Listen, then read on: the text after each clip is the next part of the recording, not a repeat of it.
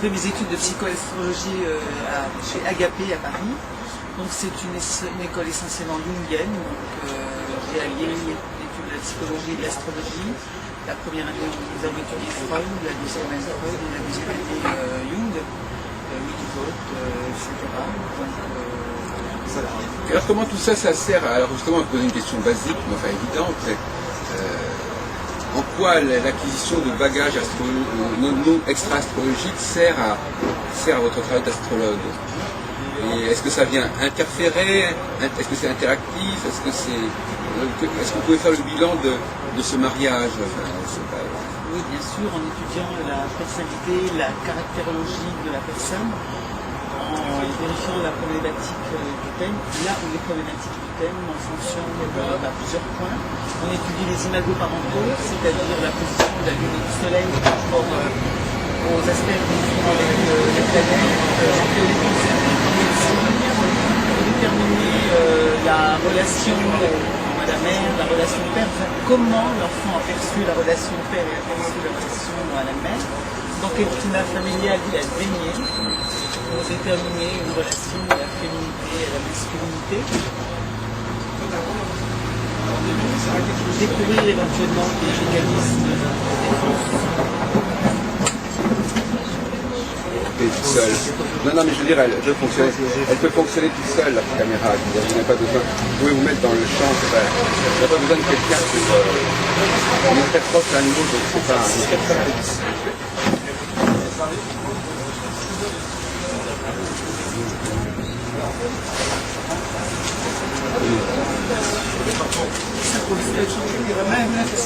Ouais, j'ai découvert ça ce matin.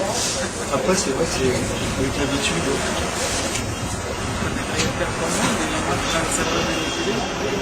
Surtout, et après, qu'on puisse bien voir, c'est tout. Bien voir, bien entendre. Là, il y a quand même du passage de certains secteurs.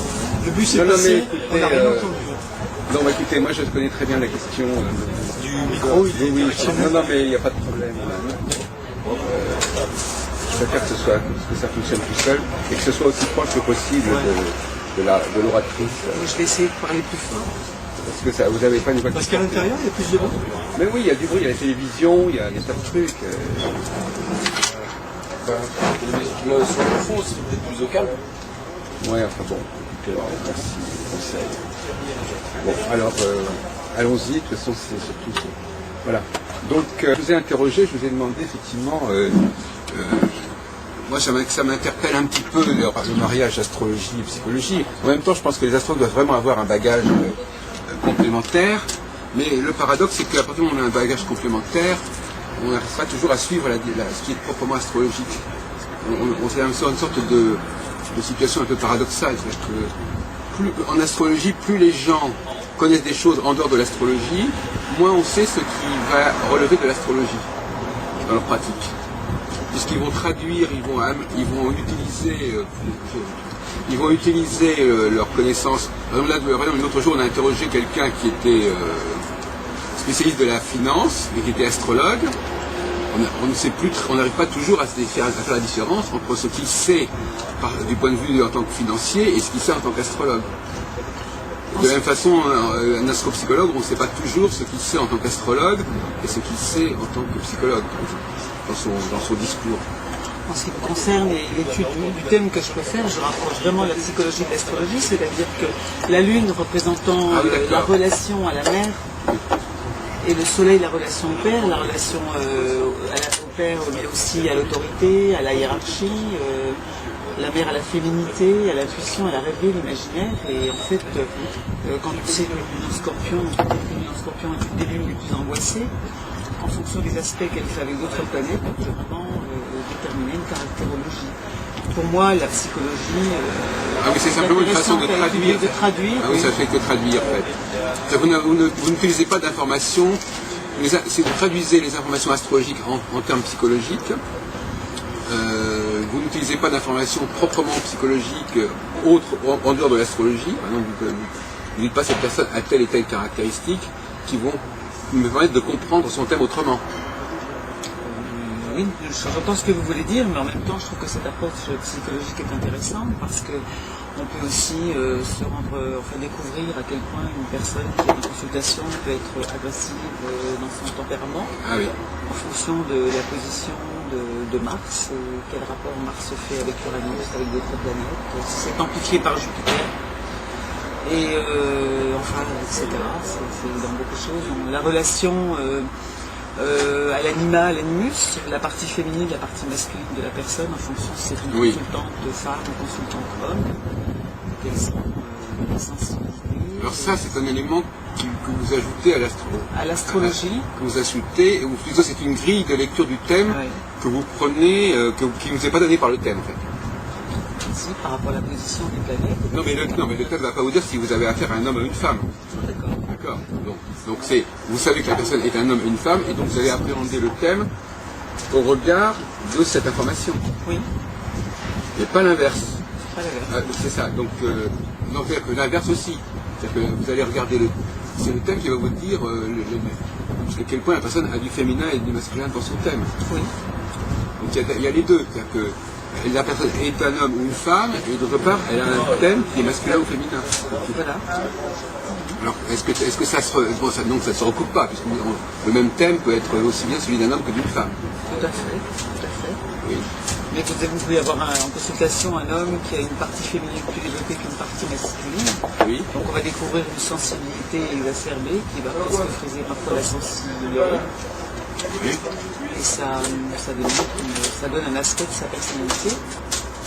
Et en fonction de ce que l'on découvre au travers de cette étude, moi ça me peut me permettre d'aider dans une orientation professionnelle, dans des capacités artistiques, dans des capacités... Mais moi, ce qui m'interpelle dans ce que vous me dites, c'est que est-ce qu'on vous a enseigné à l'agapé qu'est-ce qui distinguait un homme d'une femme? non, pas vraiment. Donc, quand vous avez affaire à un homme et une femme, qu'est-ce que vous savez du fait qu'il est un homme et une femme? Qu'est-ce que ça vous donne comme information? Si je l'ai en consultation, ça va me permettre de voir quel est son mode de fonctionnement par rapport à, si vous parlez des imago-parentaux, quelle est la partie masculine qui développe, la partie féminine, en fonction de cette position de la Lune et du Soleil, déjà pour les... Ah oui, non mais moi je vous parle... Ah oui, d'accord, mais le fait de savoir que c'est un homme ou une femme ne vous donne pas d'information. Non, pas spécialement. Ah oui, c'est ça. Oui. Parce que... c'est quand même important. Alors, d'autres questions sur le masculin et le féminin, c'est un sujet qu'on aborde actuellement assez fortement. Le fait, c'est la Lune que vous mettez en rapport avec le féminin et le Soleil en rapport avec le masculin. Et ça vient d'où cette attribution, cette analogie? C'est la formation de l'école agapée, la Lune représentant la mer, l'imaginaire, la rêverie, l'intuition, Oui. et le Soleil, le père, l'autorité. C'est-à-dire qu'en fin de compte, vous vous référez à l'enseignement, c'est ça? Un enseignement et que vous acceptez comme tel, avec lequel vous travaillez. Oui, parce que je me suis rendu compte que ça fonctionnait bien. Oui, mais beaucoup de choses fonctionnent très bien. Oui.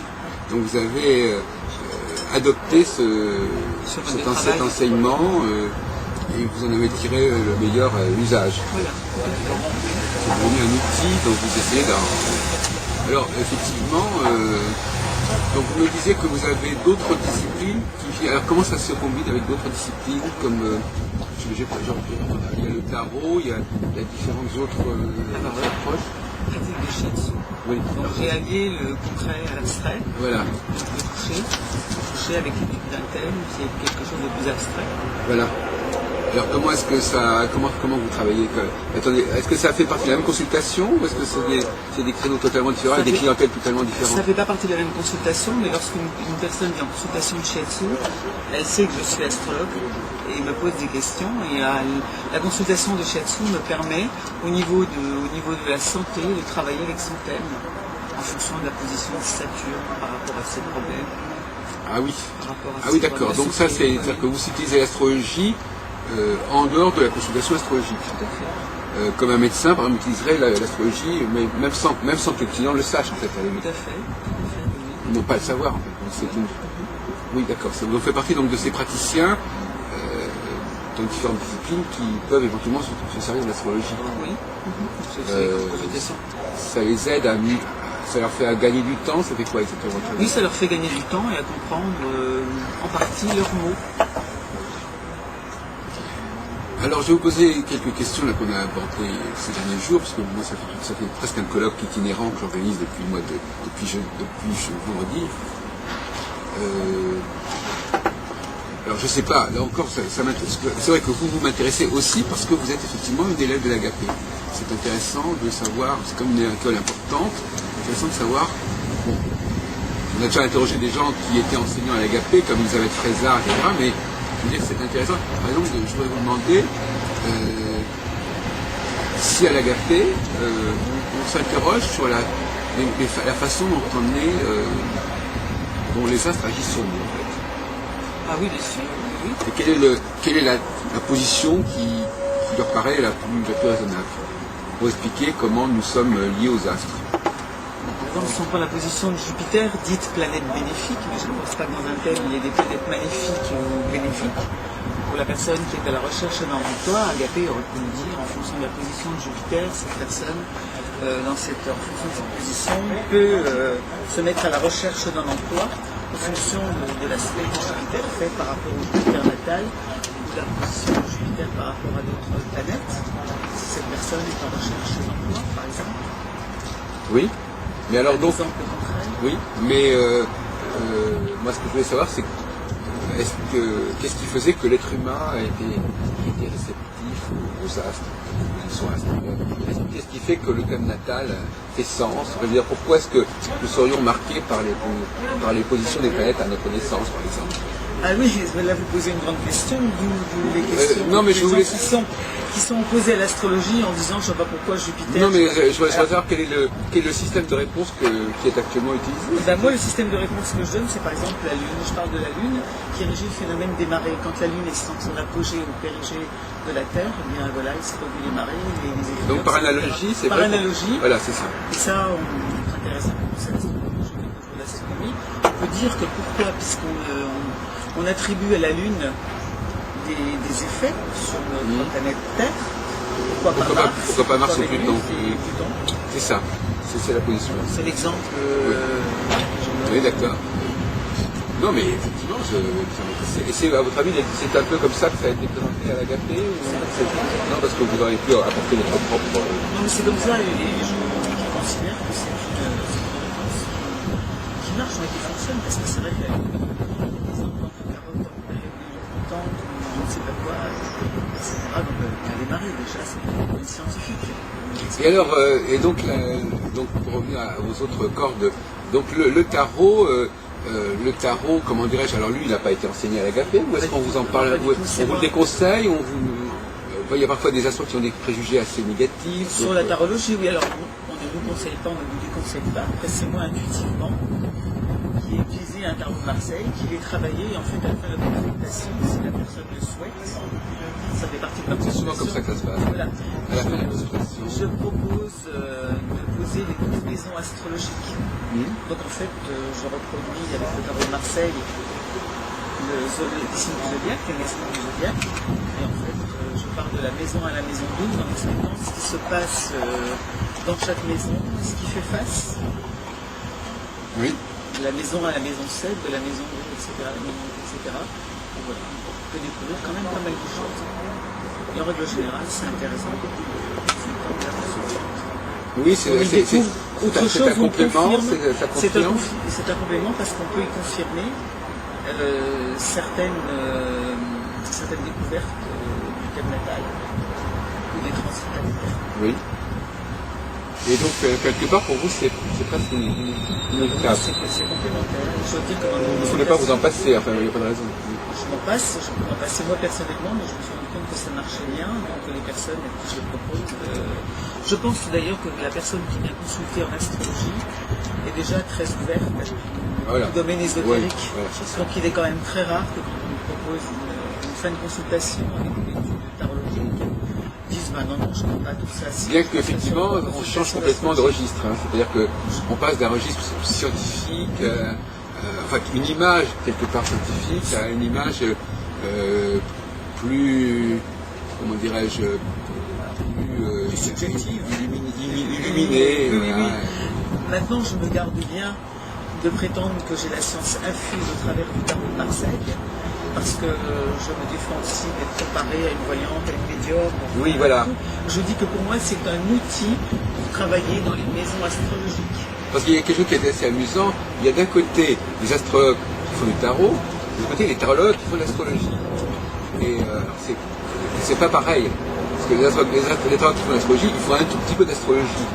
Et on peut pas se faire, un astrologue peut faire un petit peu de tarot, mais un tarologue ne peut pas se permettre de faire un petit peu d'astrologie parce que ça n'ira pas très loin. Mais moi, je fais essentiellement de l'astrologie, puisque ma consultation d'astrologie dure 1 heure, 1 heure et quart, Oui, c'est bien ça. et que le tarot de Marseille Oui, c'est ça. dure 10 minutes. Non, mais il y a les deux voies. Il y a le tarologue qui annexe un petit peu d'astrologie, et souvent c'est pas une astrologie très... C'est-à-dire qu'effectivement c'est plus facile de faire de l'astrologie que de faire du tarot. C'est plus facile de faire du tarot que de faire de l'astrologie. Oui, bon, je fais plus de l'astrologie. C'est ça. Dans ma consultation. Voilà. J'imagine. Pour moi, je trouve ça passionnant, au travers des transits planétaires. Ce qui nous renvoie d'ailleurs à la question de quel est le genre de questions qu'on vous pose. Est-ce que c'est ça quel est le genre de demande qu'a votre clientèle qu'est-ce qu'ils viennent chercher chez vous? Moi, j'ai des clients. Monique Duraine. J'ai des clients qui viennent pour une recherche professionnelle, un changement d'activité professionnelle éventuel. J'ai cité le cas dernièrement d'une de mes consultantes qui est devenue dépressive, ayant pris 20 kilos, étant très mal dans sa peau. J'ai travaillé beaucoup avec elle sur son thème dans ses potentialités et en réalisant qu'elle a réalisé au travers de cette consultation qu'elle n'était pas du tout faite pour le métier qu'elle exerçait. C'est des responsabilités quand même. Hein. Oui, c'est des responsabilités. Néanmoins, je n'ai pas, j'ai pas pris la décision pour elle de quitter son emploi pour aller faire autre chose, parce que la conjoncture d'aujourd'hui ne le permet pas.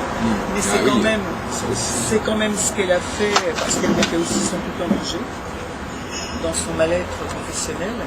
Son couple en danger, sa vie de famille et sa santé, puisqu'elle est en surpoids. Donc elle est allée chez le médecin, elle est allée se mettre en arrêt de travail, elle a travaillé 2 fois sur son thème. Elle a fait d'autres séries et maintenant elle a changé d'orientation professionnelle. Elle a perdu son poids, ça va bien dans sa vie.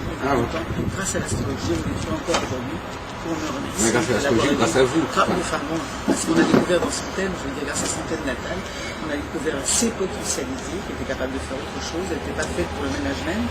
Elle travaille dans une grande agence de publicité en tant que manager et elle était très mal dans cette vie professionnelle où elle n'avait pas appris à gérer des personnes. Donc en fait aujourd'hui elle est dans la création, dans une création artistique au travers de la jardinerie, au travers des fleurs, elle a un peu de responsabilité et elle est bien dans sa vie professionnelle. Et ça, vous l'avez vu d'après des configurations qui ne correspondaient pas à son activité Tout à fait. À ce moment-là. Donc elle se serait trompée, donc finalement les gens peuvent se tromper sur eux-mêmes. Ils peuvent se tromper sur eux-mêmes. Ils n'ont pas la science infuse de ce qu'ils sont. Non, ou alors ils ne sont pas à l'écoute de leur potentialité ou de leur monde intérieur. Ils ont été influencés par d'autres personnes. Influencés, ou peut-être l'appât du gain, il les a aussi attirés dans une situation professionnelle. Ça peut faire dévier beaucoup de gens. Donc on peut gagner beaucoup d'argent et être malheureux dans sa vie à tout niveau. J'ai eu le cas aussi d'un enfant, d'une maman qui est venue en consultation, je parle de caressant, avec son petit garçon de 7-8 ans, que les médecins avaient découvert comme étant un enfant hyperactif, ne faisant rien à l'école et étant dispersé tout le temps. J'ai travaillé sur son thème et j'expliquais à la maman que dans son thème, je voyais chez cet enfant des potentialités artistiques. Je n'ai pas dit qu'il allait devenir ni Mozart, ni Picasso, ni un écrivain, mais j'ai dit il y a quelque chose de l'ordre du manuel. Donc elle a réfléchi, mais effectivement, j'ai découvert dans son sein qu'un ou 2 dessins, ça veut dire qu'il dessine au cachet.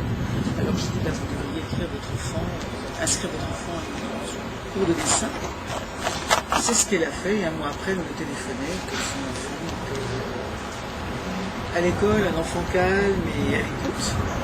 Elle était bien dans sa peau, et grâce à ses cours de dessin, ou alors il mettait en pratique quelque chose qu'il avait en lui et qui lui permettait d'extérioriser un ressenti, une potentialité. voilà comment je travaille en astrologie. Oui, effectivement. Et alors, vous n'êtes pas attiré par la numérologie, par exemple? Si, je suis attirée par la Parce que maintenant, la numérologie, ça peut être intéressant. Oui. Nous avons eu C'est pas vous qui m'avez parlé de Martine Barco?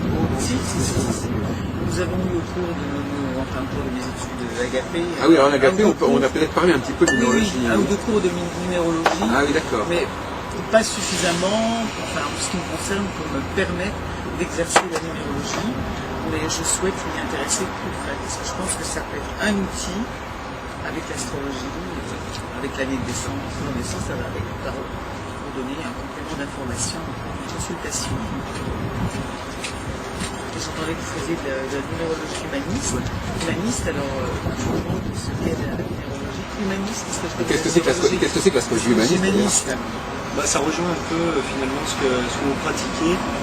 C'est-à-dire qu'on va amener l'aspect psychologique, les aspects de l'enfance, parentaux, les mécanismes de défense, tous les aspects qui vont être de projection, etc. Donc vous voyez, il y a vraiment tous les aspects psychologiques et on les intègre dans la numérologie.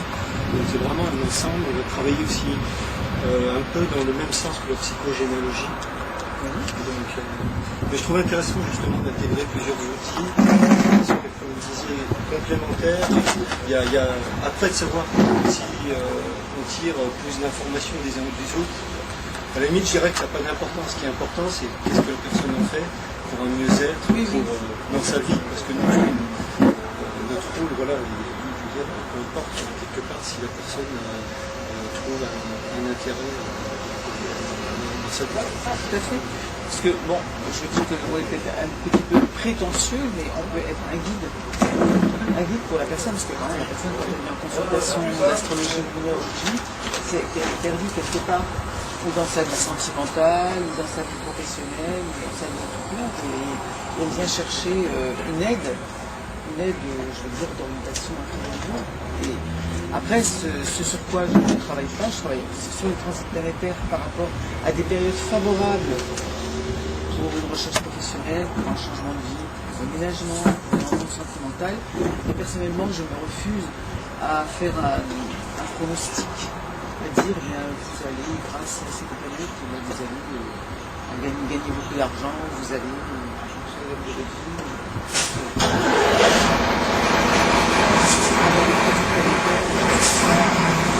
Une qualité, une possibilité, une ouverture, mais pas quelque chose d'inéluctable. Ça rejoint un peu en numérologie par rapport aux astres, où vous parliez d'influence de la Lune sur les marées. C'est vrai que moi j'aime bien l'aspect d'énergie potentielle. C'est une dynamique disponible, mais non. Après, c'est la personne qui décide de qu'est-ce qu'elle en fait. Voilà, alors l'exemple que je donne, par exemple, quand quelqu'un cherche du travail ou veut changer d'emploi, je dis voilà, vous avez Jupiter qui, à telle époque de l'année, va faire tel aspect avec telle planète dans votre thème. Donc, c'est une période favorable pour mettre en place d'autres choses. On va dire que vous avez des astres avec vous, ça dit comme ça à la personne qui n'est pas de l'astrologie. Mais je dis, si vous ne sortez pas de chez vous, si vous ne faites pas des CV, c'est pas Jupiter qui va venir frapper à votre porte en disant bonjour, je suis là, je fais tel aspect dans votre maison 6, avec telle planète, bon, ok, voilà, je dis, aide-toi, le ciel t'aidera. Il y a des potentialités, il y a des possibilités par rapport au mouvement des planètes célestes sur les planètes natales. Et maintenant, la personne a aussi en main sa destinée, je veux dire. On ne va pas prédéterminer quelque chose. C'est à elle de choisir et de décider de bouger à ce moment-là dans une recherche d'emploi, puisque je prends la vie professionnelle. Parce qu'aujourd'hui, c'est le sujet. C'est peut-être un peu justement dans l'astrologie, la numérologie, le tarot, le déficit qu'il peut y avoir d'image, où à un certain moment, il y a eu beaucoup de personnes qui venaient en se comportant des fois comme des petits-enfants. Ah oui, qui venaient chercher la baguette magique, comme si les astres allaient tout solutionner pour eux, comme vous dites justement juste là. Vous êtes chez vous et tout va se solutionner comme par magie. On attend que ce soit le bon moment et puis tout va se solutionner. Je vais rencontrer l'homme de ma vie, la femme de ma vie, je vais avoir le bon travail, alors que c'est plutôt insister sur un travail de connaissance de soi, Voilà. de certains fonctionnements qui peuvent peut-être savoir qu'on peut peut-être faire différemment et de manière plus écologique pour soi. Voilà, et c'est la raison pour laquelle, moi, lorsque je travaille sur le thème natal d'une personne et que je vais en consultation, je travaille sur là où les problématiques du thème, parce qu'on peut rencontrer une ou plusieurs problématiques. Et ça permet de découvrir le mécanisme du temps, si la personne sait pourquoi. Professionnellement, ça ne fonctionne pas, c'est-à-dire qu'elle a un problème réel avec la hiérarchie, l'autorité, la justice, et pourquoi dans son thème ça fonctionne comme ça. Et je pense que c'est une découverte soi-même. Est-ce que se découvrir soi-même, c'est aussi pouvoir partir à la découverte des autres? C'est comme ça que j'entends cette interaction dans l'astrologie avec les uns et les autres, parce qu'on est dans un monde où les gens sont heureusement... Je voudrais vous poser une question, disons bateau. Est-ce que la pratique de la consultation, vous avez dit j'ai appris un certain nombre de choses, ça marche, donc est-ce que votre façon de travailler, pour vous, c'est un moyen de valider l'astrologie? C'est un moyen de valider l'astrologie. Je vais vous donner un autre exemple. Pour ce qui est de l'homosexualité, j'ai pu vérifier lors de mes consultations que certains aspects dans le thème natal orientaient vers une éventuelle homosexualité latente, sans forcément un passage, comme je dis, un passage à l'acte. Ça, j'ai vérifié dans mes documents. J'ai eu, lors d'une de mes dernières consultations, un homme qui est venu, chez qui je voyais de l'alcoolisme par rapport à la position de Neptune, enfin beaucoup de choses, il y a des problèmes. Et cet homme, je savais que cette personne était mariée avec des enfants. Dans son thème, je m'étais quand même posé la question, compte tenu de ces aspects lune noire, Vénus, etc. Je me suis dit, mais moi, je vois une possibilité d'homosexualité, mais affirmer et dire quelque chose comme ça en consultation, c'est pas possible. Alors j'ai abordé le problème un peu de l'alcoolisme, et au cours de la consultation, cet homme me dit, mais c'est tout ce que vous avez à me dire, c'est tout ce que vous avez à me dire. Je lui dis, mais j'aurais peut-être d'autres choses à vous dire, mais est-ce que vous êtes prêt à entendre ce que j'ai à vous dire, sachant que je ne suis pas omniscient, je n'ai pas la science infuse, et que je peux vous écouter. Et il me dit, si je suis venu, c'est pour tout entendre.